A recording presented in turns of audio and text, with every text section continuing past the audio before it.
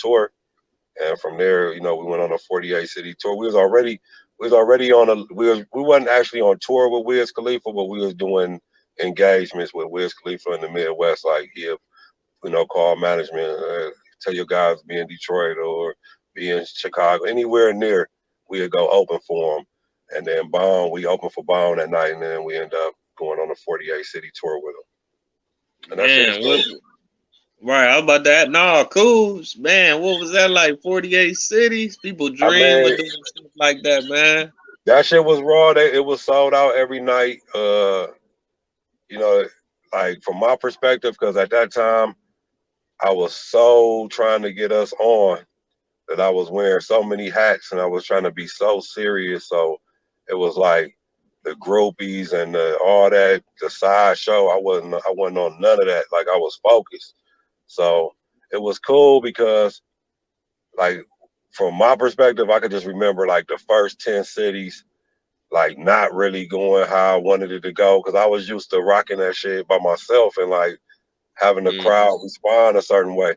So I remember coming off the stage in New York and I remember having my head down and I remember the vice president of Warner Brothers like, chill, what's wrong? I'm like, man, we ain't really killed that shit like we were supposed to. He like, nigga, that's New York City. He's like, the whole fact they ain't boo your ass off the stage is respect. Like, nobody know these songs. They sat there and listened to you for 25 minutes. Like, and then so I got to thinking about this shit like, all right, that's the problem. I need to shorten this show tape. So I came back to Cleveland real quick. I shortened the show tape to like 15 minutes. I put like the more faster shit first. I put like some explosions and shit in there. And then we came back out in the Carolinas and that shit was going. So like I could just remember by the time we got to like Atlanta and Orlando and Miami and different shit, it was just going so hard. Like they start saying, you know, they actually put us on right before Bomb, and they start Hmm.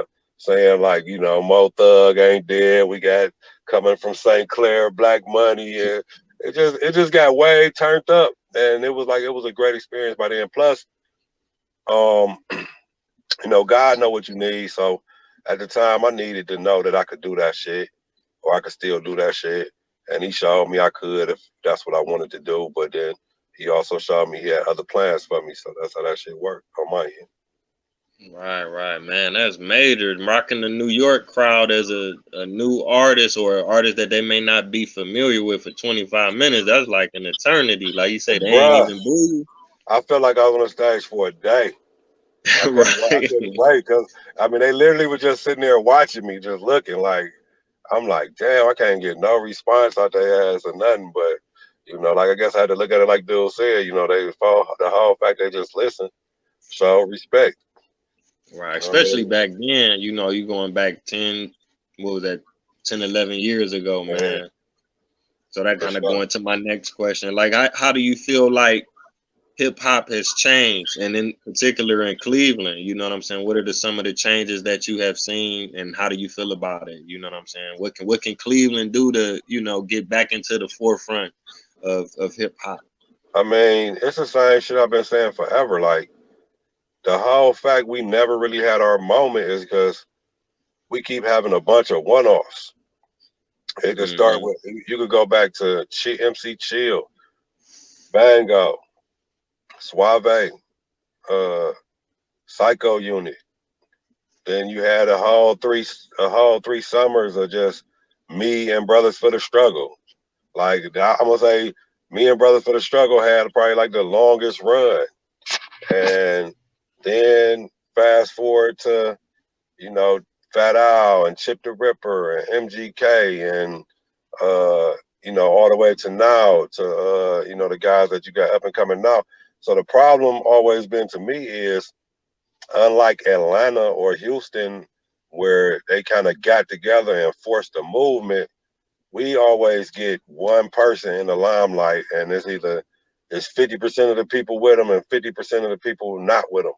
So I think it's just to the point now where we gotta just learn from our past mistakes and just really put together a movement where we could all get behind a group of artists and we could possibly, you know, create a Cleveland music scene.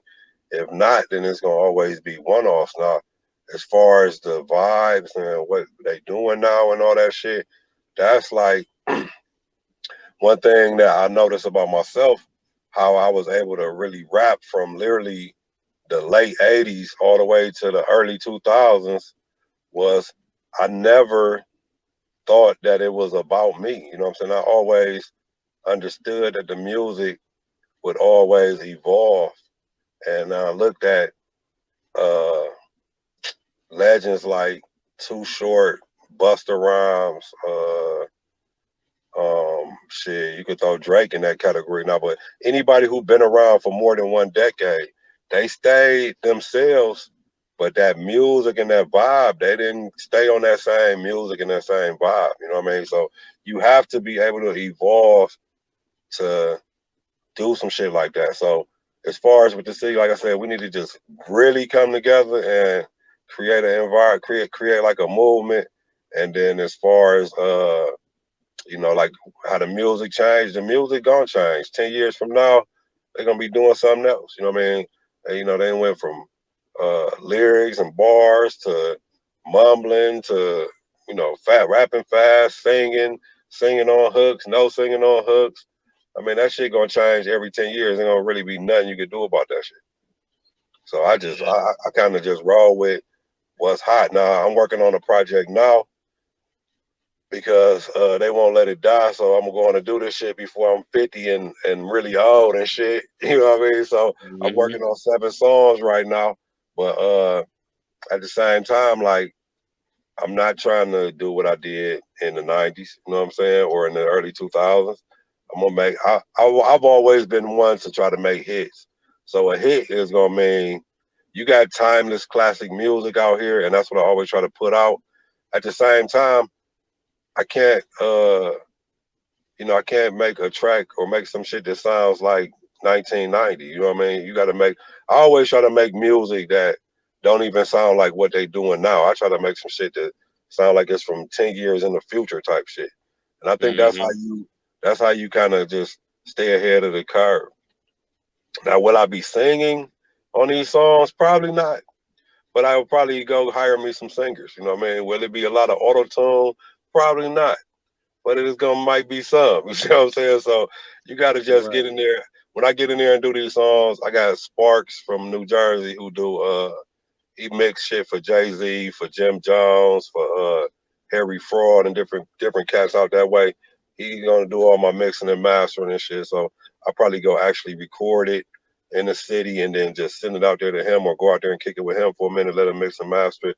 I'm only gonna do 7 songs and it's gonna be definitely my final project because like the only reason to be honest with you, the only reason I'm even doing this shit is because it's like so much interest. I mean, like I got executives from Interscope call me and say, "Man, if you put some songs on iTunes or anything, you're gonna sell at least 100,000 because so many Bone fans want to know about you and different shit." So I'm not gonna turn down no money, so I'm on it. Yeah, man. I And look forward to it. I still love to do it too. I mean, I ain't gonna cap. I still love to do it. I'm just a busy grown ass man right now, so that's how that shit works. Right, right, man. Man, but I definitely look forward to it. And people have heard so much stuff about you. You got a mystique about yourself. So, like I say, once they get to know you and tap into what you have done and what you continue to do, you know what I'm saying? You will have your own, you know what I'm saying, your own space in history. But it's like it's on you to tell that story too. You know what I'm No, saying? it's on you. We gonna write that book. Oh yeah, all right. Well, I'm gonna message you as soon as we get off the chat though. But thanks for coming on the show, man. It ain't no long show. I just wanted to let the viewers, get a minute glimpse of the severe impact that you have had on the city of Cleveland and hip hop across the world. Obviously, by working with the different artists that you have worked with, you are truly appreciated. You are a king. You know what I'm saying? So Appreciate until you, Ken. next time. All day. Oh, let them Hey, know before I get off your Instagram.